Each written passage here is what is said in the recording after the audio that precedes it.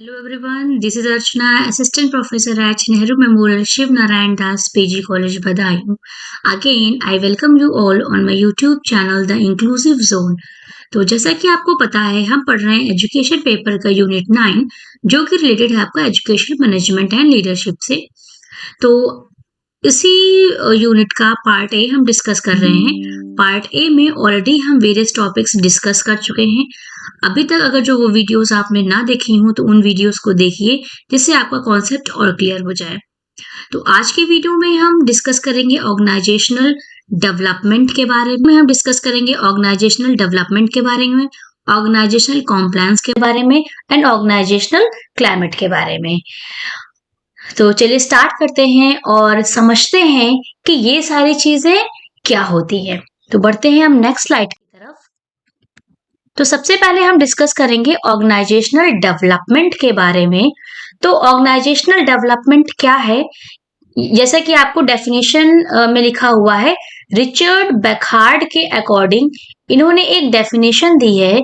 इनके अकॉर्डिंग ये है कि organisational development is an effort planned organisation. Most important point कि जब हम ऑर्गेनाइजेशनल डेवलपमेंट की बात करते हैं तो हमेशा यहाँ पे जो भी एफर्ट्स किए जाते हैं एक ऑर्गेनाइजेशन के विकास के लिए, उसके डेवलपमेंट के लिए, तो हमेशा जो वो एफर्ट्स होंगे, जो प्रयास होंगे, वो प्लान्ड होंगे। Is that clear? अब इसी के साथ एक पॉइंट आप और याद रखिए कि ऑर्गेनाइजेशन डेवलपमेंट क्या है। जब हम किसी भी ऑर्गेनाइजेशन के क्लाइमेट और उसके स्ट्रक्चर की बात करें, ठीक है, क्लाइमेट और स्ट्रक्चर की जब हम बात करते हैं तो उसी को क्या बोलते हैं, ऑर्गेनाइजेशनल डेवलपमेंट। यानी कि जब हम किसी ऑर्गेनाइजेशन की क्लाइमेट की चेंज, वहां का कैसा माहौल है, कैसा वातावरण है, उसकी और उसके स्ट्रक्चर के बारे में बात करते हैं, उसी को क्या बोला जाता है, ऑर्गेनाइजेशनल डेवलपमेंट बोला जाता है। ऑर्गेनाइजेशन डेवलपमेंट क्या है, जिसमें planned organisation wide and managed from top to increase organizational effectiveness and health through planned interventions in the organization's process using behavioral sciences। अब यहाँ पे behavioral sciences का ये मतलब है कि behavioral sciences क्या होता है, स्टडी ऑफ ह्यूमन बिहेवियर। यानी कि जो एक ऑर्गेनाइजेशन में ह्यूमन या एम्प्लॉयज काम कर रहे हैं उनका बिहेवियर कैसा है, उनके बिहेवियर में, उनके एटीट्यूड में कैसे चेंजेस आ रहे हैं, इन सारी चीजों को हम बिहेवियरल साइंसेस में पढ़ते हैं। तो ऑर्गेनाइजेशन डेवलपमेंट में क्या होता है कि जो भी आपके ऑर्गेनाइजेशन में एम्प्लॉयज, वर्कर्स या ह्यूमंस काम कर रहे हैं उनके बिहेवियर की नॉलेज रखना, उनके बिहेवियर की स्टडी करना, और स्टडी करने के बाद आपके ऑर्गेनाइजेशन का क्या क्लाइमेट है, क्या चेंजेस हैं, आपके ऑर्गेनाइजेशन का स्ट्रक्चर कैसा है, इन सारी चीजों को प्लान करना। और प्लान करना भी कैसा होगा कि हम एक प्लानिंग के थ्रू जो भी चेंजेस लेके आएंगे वो प्लान एफर्ट्स होंगे एक ऑर्गेनाइजेशन में चेंज लाने के लिए। तो जो इसी को क्या बोलते हैं, हम ऑर्गेनाइजेशनल डेवलपमेंट बोलते हैं। आई होप आपको ऑर्गेनाइजेशन डेवलपमेंट समझ में आया होगा। ठीक है, अब दूसरी डेफिनेशन है WG बैकिस के अकॉर्डिंग। इनके अकॉर्डिंग क्या है, organisation development is a response to complex education strategy intended to change organizations beliefs, attitudes, values and structures so that it can better adapt। जैसे कि अभी हमने ऊपर वाली डेफिनेशन में यही सारी चीजें डिस्कस की कि ऑर्गेनाइजेशनल डेवलपमेंट क्या है, जब हम जो आपके कंपनी हो या इंस्टीट्यूशन हो या कॉलेज हो या यूनिवर्सिटी हो, है ना, या कोई ऑर्गेनाइजेशन हो, वहां के वर्कर से क्या बिलीव्स हैं, क्या एटीट्यूड है उनका, उनके वैल्यूज क्या हैं, क्या स्ट्रक्चर है, इन सारी चीजों में चेंजेस लाना, है ना। जब इन सारी चीजों में चेंजेस आएंगे तो ऑटोमेटिकली जो आपका ऑर्गेनाइजेशन है उसके अंदर डेवलपमेंट होगा। तो इसी को क्या बोलते हैं, ऑर्गेनाइजेशनल डेवलपमेंट बोलते हैं। ठीक है। अडेप्ट न्यू टेक्नोलॉजीज, नई नई जो टेक्नोलॉजीज आ रही है इनको अडेप्ट करना, markets and challenges and dizzying rate of change itself, यानी क्योंकि जो आपका एनवायरनमेंट है वो क्या है, डायनामिक इन नेचर है, तो जैसे जैसे चेंजेस आते जाएंगे वैसे वैसे आपको अपने ऑर्गेनाइजेशन के नई टेक्नोलॉजीज लेके आनी पड़ेंगी, है ना। जैसे जैसे चेंजेस आते जाते हैं वैसे वैसे ह्यूमंस के बिलीव्स, उनके एटीट्यूड में भी चेंजेस आते हैं, तो इन सारी चीजों को आप क्या करते हैं, प्लान करते हैं, कोशिश करते हैं कि इन सारी चीजों में कैसे चेंज लाया जाए जिससे आपका ऑर्गेनाइजेशन का विकास हो, ऑर्गेनाइजेशन का आपका डेवलपमेंट हो। तो यही क्या है, आपका ऑर्गेनाइजेशनल डेवलपमेंट है। आई होप आपको ऑर्गेनाइजेशनल डेवलपमेंट समझ में आया होगा। ना समझ में आया तो कमेंट सेक्शन में या टेलीग्राम चैनल पे अपनी क्वेरी को पोस्ट कर सकते हैं। अब हम बढ़ते हैं नेक्स्ट स्लाइड की तरफ। नेक्स्ट स्लाइड है आपकी process of organisational development, most important topic. यहां से आपके एग्जाम में अभी तक तो क्वेश्चन नहीं आए हैं, लेकिन चांसेस हैं कि आपके एग्जाम में यहां से क्वेश्चन पूछे जा सकते हैं। ठीक है, तो अब हम डिस्कस करेंगे कि क्या प्रोसेस है ऑर्गेनाइजेशनल डेवलपमेंट का। तो सबसे पहला प्रोसेस क्या है, प्रॉब्लम आइडेंटिफिकेशन, यानी समस्या की पहचान करना। ठीक, दूसरा क्या है, कलेक्शन ऑफ डेटा, समस्या की पहचान कर ली, उसके बाद आपको क्या करना है, डेटा का कलेक्शन करना है। थर्ड क्या है, डायग्नोसिस। फोर्थ क्या है, प्लानिंग एंड इम्प्लीमेंटेशन। और फिफ्थ क्या है, इवेल्युएशन एंड फीडबैक। ठीक, तो अब हम डिस्कस करेंगे पहला प्रोसेस जो कि है प्रॉब्लम आइडेंटिफिकेशन। सपोज कि आपके ऑर्गेनाइजेशन में ये प्रॉब्लम है कि जो न्यू टेक्नोलॉजीज आ रही हैं, इन टेक्नोलॉजीज को जो आपके वर्कर्स हैं वो वर्कर्स उसको अडेप्ट नहीं कर पा रहे हैं। ये क्या है, आपके ऑर्गेनाइजेशन की या इंस्टीट्यूट की ये प्रॉब्लम है। तो आपने प्रॉब्लम को आइडेंटिफाई कर लिया। प्रॉब्लम को आइडेंटिफाई करने के लिए फिर आप क्या करोगे, प्रॉब्लम को आइडेंटिफिकेशन करने के बाद आप डेटा का कलेक्शन करोगे कि आप ये पता करोगे कि ऐसी कौन कौन सी प्रॉब्लम्स हैं या ऐसे कौन कौन सी टेक्नोलॉजीज हैं या जो वर्कर्स हैं वो कितना टेक सेवी हैं, उनको कितनी नॉलेज है। इन सारी चीजों के बारे में आपने पता कर लिया और डेटा कलेक्ट कर लिया। डेटा कलेक्ट करने के बाद आप क्या करो, डायग्नोस करोगे। डायग्नोस करने का मतलब क्या होता है कि जो आपके ऑर्गेनाइजेशन में एम्प्लॉयज हैं उनकी क्या स्ट्रेंथ है, ठीक है, और उनकी क्या वीकनेस है। ठीक है, वीकनेस और स्ट्रेंथ को आपने डायग्नोस कर लिया। सपोज अब आपको डेटा कलेक्शन से ये पता चला कि जो वर्कर्स हैं, जो नई नई टेक्नोलॉजी आ रही है उनका यूज करना उनको नहीं आता है। तब यूज करना नहीं आता है तो आपने उनकी प्रॉब्लम को डायग्नोस किया। प्रॉब्लम को डायग्नोस करने के बाद आप क्या करेंगे, उनकी प्रॉब्लम्स को दूर करेंगे। ठीक है, अब फोर्थ स्टेप आता है प्लानिंग एंड इम्प्लीमेंटेशन। अब आपने उनकी प्रॉब्लम्स को पता कर लिया कि प्रॉब्लम है क्या। अब उस प्रॉब्लम को दूर करने के लिए आप क्या करोगे, प्लानिंग करोगे। प्लानिंग करने के बाद आपको ये समझ में आएगा कि ऐसा करते हैं कि एक ट्रेनर रख लेते हैं जो टेक्नोलॉजी को कैसे यूज करना है वो बताएगा। ठीक है, तब आपने प्लानिंग कर ली। प्लानिंग करने के बाद आपने उसको इम्प्लीमेंट कर दिया। इम्प्लीमेंट करने के बाद evaluation and feedback. Evaluation and feedback में क्या आएगा कि जो भी प्लानिंग के लिए आप स्टेप्स बनाएंगे ना, कि फर्स्ट स्टेप में आप क्या करेंगे, दूसरे स्टेप में क्या करेंगे, तीसरे स्टेप में क्या करेंगे, तो हर एक स्टेप के बाद आपको उस स्टेप का इवैल्यूएशन करना है, मूल्यांकन करना है कि क्या जो आपने प्लानिंग की थी पहले स्टेप में वो प्लानिंग सही है या नहीं सही है। तो ये क्या हुआ, इवैल्यूएशन हुआ। इवैल्यूएशन के बाद आपको फीडबैक मिल जाएगा कि अगर जो आपकी प्लानिंग सही होगी तो आप नेक्स्ट स्टेप की तरफ बढ़ जाएंगे। अगर जो आपकी प्लानिंग में कुछ भी डिफेक्ट होगा तो आप पहली वाली स्टेप को ही और उसको सही करेंगे। तो ये क्या होता है, इवैल्यूएशन एंड फीडबैक होता है। तो यही है आपकी ऑर्गेनाइजेशनल डेवलपमेंट का प्रोसेस, यानी ऑर्गेनाइजेशन डेवलपमेंट को शॉर्ट में ओडी भी कहते हैं। ठीक है, तो ये क्या है, ओडी का प्रोसेस है। पहला क्या है कि आप प्रॉब्लम का आइडेंटिफिकेशन करेंगे, दूसरा आप कलेक्शन ऑफ डेटा करेंगे, तीसरा डायग्नोसिस करेंगे, चौथा है प्लानिंग एंड इम्प्लीमेंटेशन और पांचवा इवैल्यूएशन एंड फीडबैक। अब हम बढ़ते हैं नेक्स्ट स्लाइड की तरफ। ऑर्गेनाइजेशन कॉम्प्लायंस का मतलब क्या है कि ऑर्गेनाइजेशनल कॉम्प्लायंस में ये होता है कि जैसे जो भी आपको ऑर्गेनाइजेशन है उसमें कुछ सीनियर्स होंगे, ठीक है, और कुछ जूनियर्स होंगे। या कुछ सबऑर्डिनेट्स होंगे, ठीक है।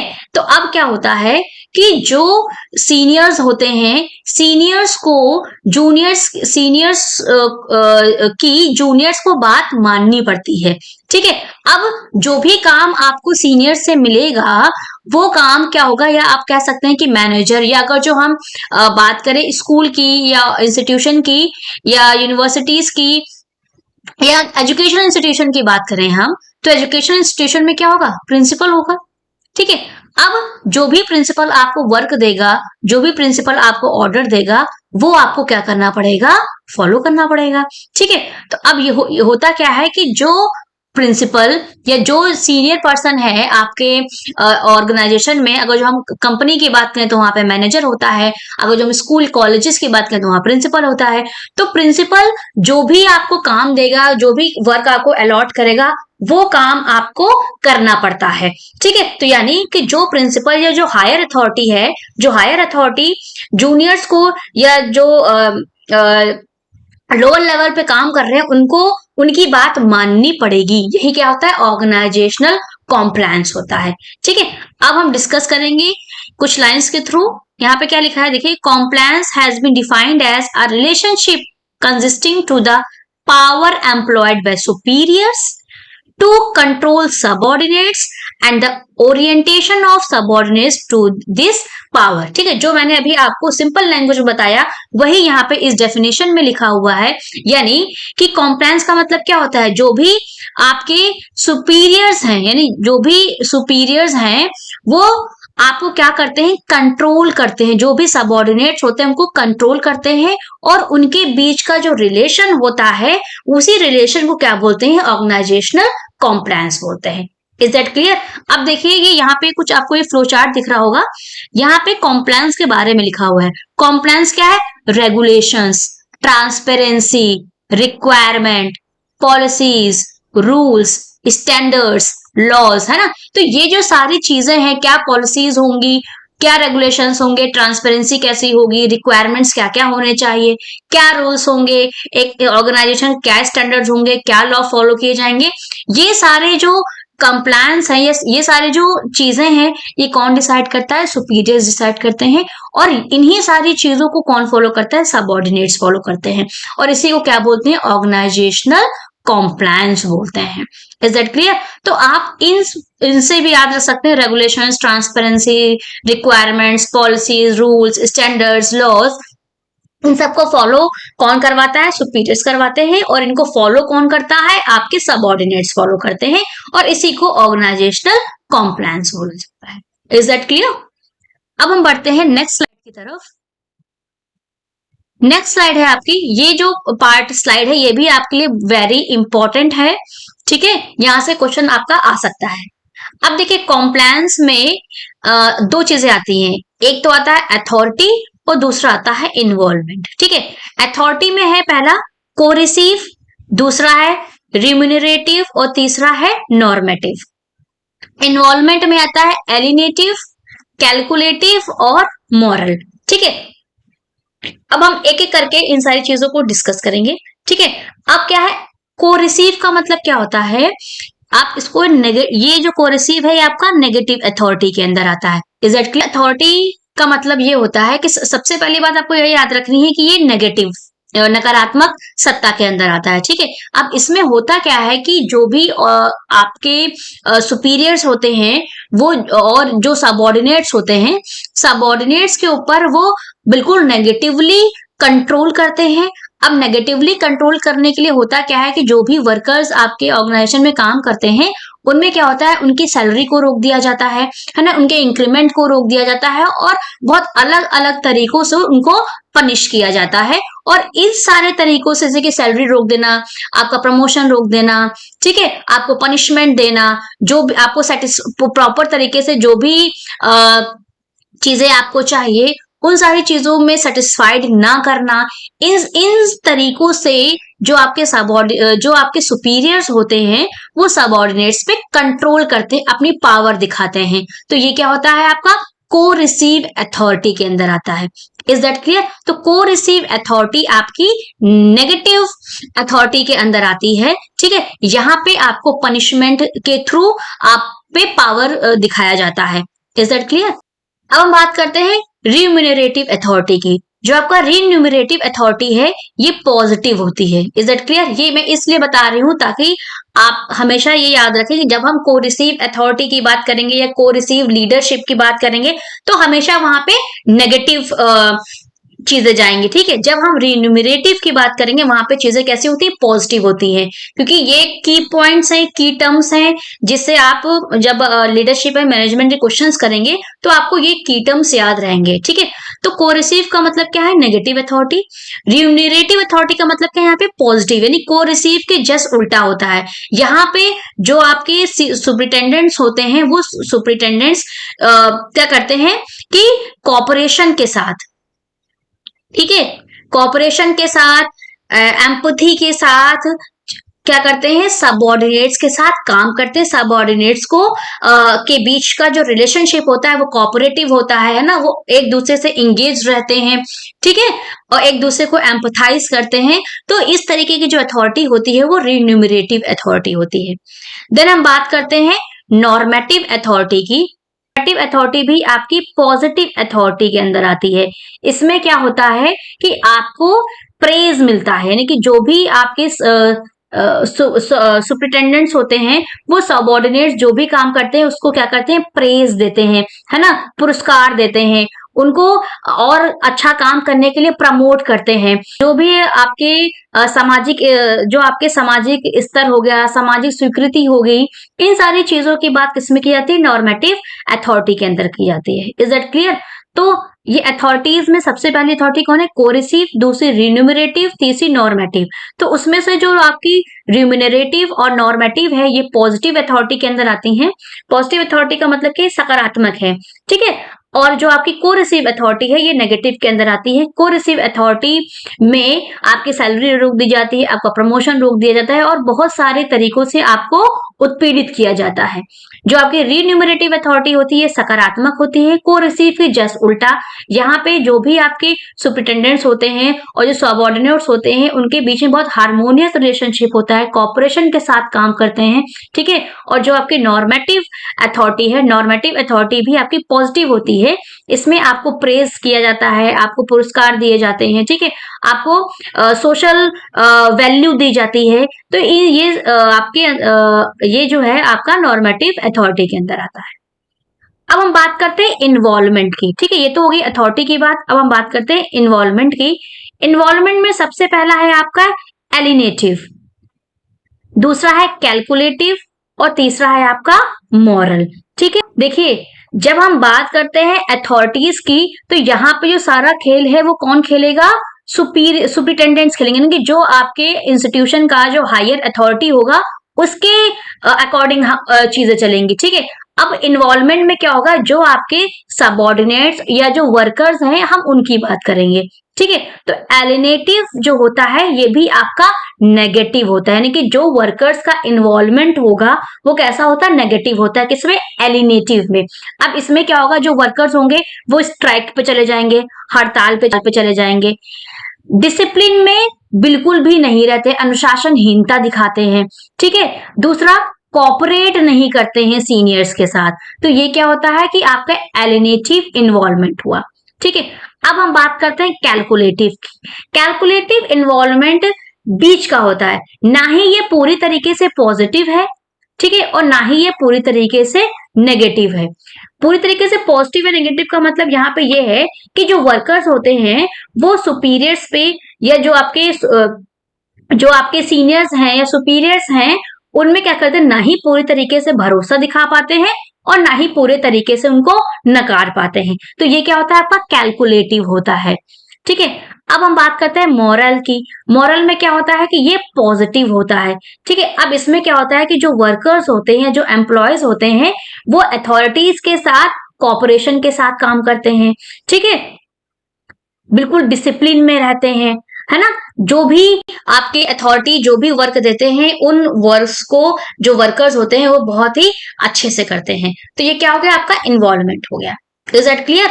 तो कॉम्प्लायंस में दो तरीके की चीजें चलती हैं, एक चलता है अथॉरिटी और दूसरा इन्वॉल्वमेंट। अथॉरिटी में आपके सुपीरियर्स की बात की जाती है या जो भी आपके ऑर्गेनाइजेशन की हायर अथॉरिटी है उसकी बात की जाएगी। अथॉरिटी में आपके तीन तरीके की अथॉरिटीज आती हैं, कोरेसिव, रिम्यूनरेटिव और नॉर्मेटिव। कोरेसिव है आपकी नेगेटिव, रिम्यूनरेटिव क्या होता है पॉजिटिव अथॉरिटी है, और नॉर्मेटिव भी आपकी कैसी है पॉजिटिव अथॉरिटी है। Is that clear? जो आपके इन्वॉल्वमेंट है, इन्वॉल्वमेंट में पहला आता है एलिनेटिव। एलिनेटिव आपकी नेगेटिव है, इसमें जो वर्कर्स होते हैं वो स्ट्राइक पे चले जाते हैं, बिल्कुल भी डिसिप्लिन में नहीं रहते हैं, अथॉरिटीज के साथ कोऑपरेट नहीं करते हैं। दूसरा आता है कैलकुलेटिव। कैलकुलेटिव में क्या होता है, ना ही वो पूरी तरीके से अथॉरिटीज पे भरोसा करते हैं और ना ही पूरी तरीके से अथॉरिटीज को नकारते हैं। Is it clear? तीसरा आता है मोरल। इसमें क्या होता है, ये पॉजिटिव इन्वॉल्वमेंट होता है, इसमें जो वर्कर्स होते हैं वो अथॉरिटीज के साथ कॉपरेशन डिसिप्लिन के साथ काम करते हैं। Is that clear? I hope आपको समझ में आ गया होगा। ना समझ में आया तो आप बेझिझक कमेंट सेक्शन में पूछ सकते हैं। अब हम बढ़ते हैं नेक्स्ट स्लाइड की तरफ। नेक्स्ट स्लाइड है हमारी ऑर्गेनाइजेशनल क्लाइमेट।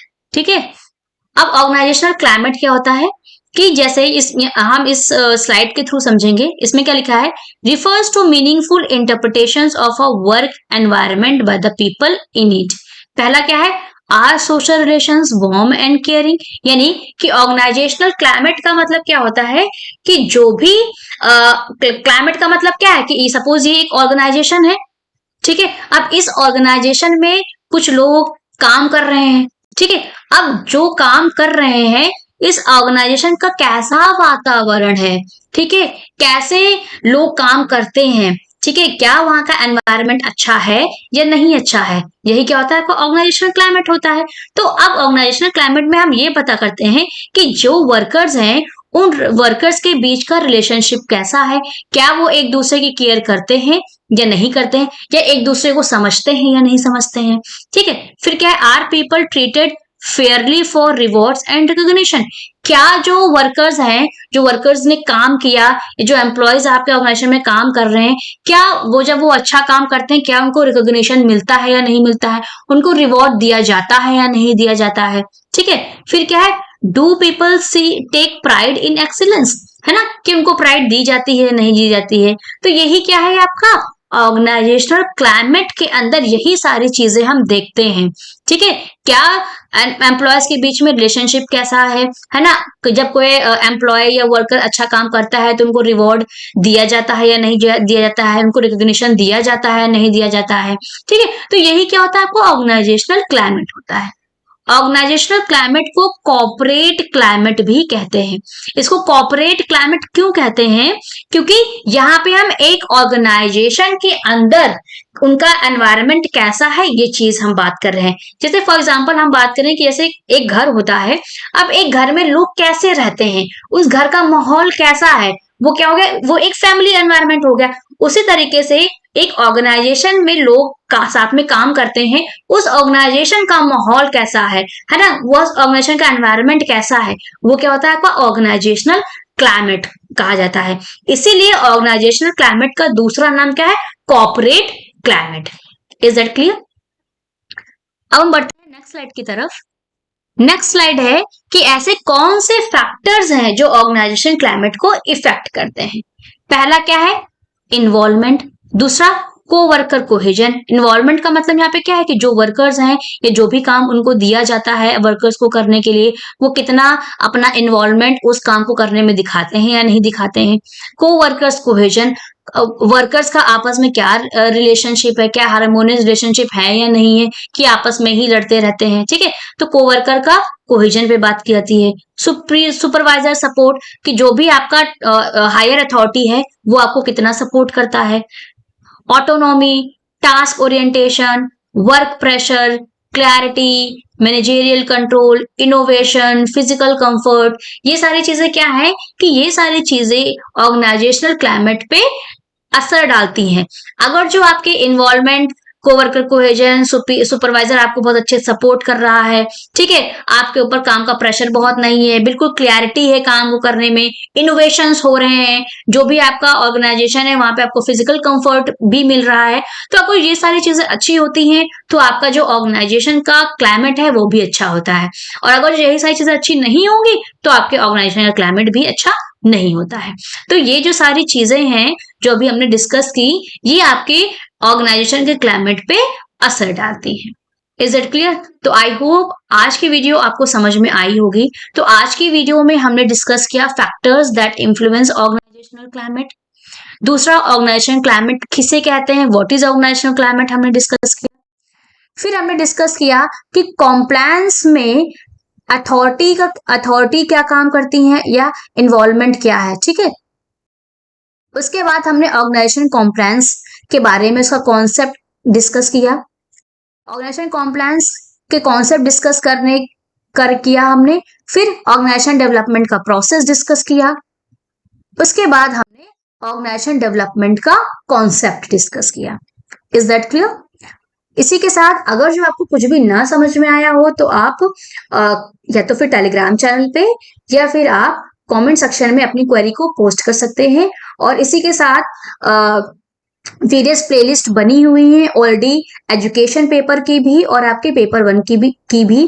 तो आप चैनल में जाके प्लेलिस्ट से भी डायरेक्ट वीडियोस को देख सकते हैं और मैं डिस्क्रिप्शन बॉक्स में भी प्लेलिस्ट मेंशन कर देती हूँ। तो इन सारी चीजों को देखिए और अपनी प्रिपरेशन को और बूस्ट करिए क्योंकि एग्जाम आने वाला है। तो आप सारी वीडियोस को बहुत अच्छे से देखिए। बहुत अच्छे तरीके से मैंने आपको टू द पॉइंट चीजें समझाई हुई जो कि आपके एग्जाम के लिए हेल्पफुल होगा। सिर्फ और सिर्फ नेट के एग्जाम के लिए नहीं बल्कि आप इसी चैनल से पीजीटी एग्जाम की प्रिपरेशन भी कर सकते हैं, यूजीसी नेट जेआरएफ की प्रिपरेशन भी कर सकते हैं, असिस्टेंट प्रोफेसर की भी कर सकते हैं, ठीक है। तो मिलते हैं नेक्स्ट वीडियो पे नेक्स्ट इंपॉर्टेंट टॉपिक के साथ। तब तक आप ऐसे ही चैनल के साथ बने रहिए। Thank you.